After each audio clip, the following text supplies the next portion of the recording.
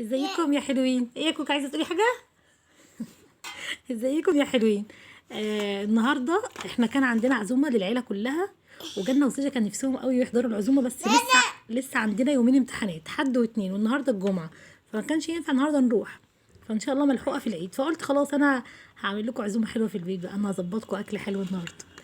عملت لهم الرز ده اهو، نظبط كده.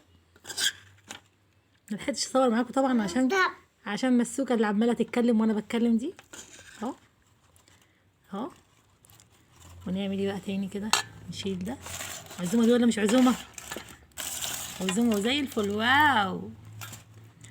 نجيب بقى دي كده، يلا زي الشيفات المحترمات كده، نعمل كده. حلو يا كوكا؟ عايزه ايه يا كوكا؟ عايزه ايه؟ عايزه ماما؟ هجيب لك احلى ماما يا كوكا. بصوا، دي طريقه سهله وبسيطه وجميله. كميه بصل قد كميه اللحمه، نحطهم ندعكهم بشويه بهارات وشويه ملح. بس يا كوكا عايزه اكمل الفيديو. وبعد كده نحطهم في الفرن، نار عاليه، وبعد كده نهدي عليه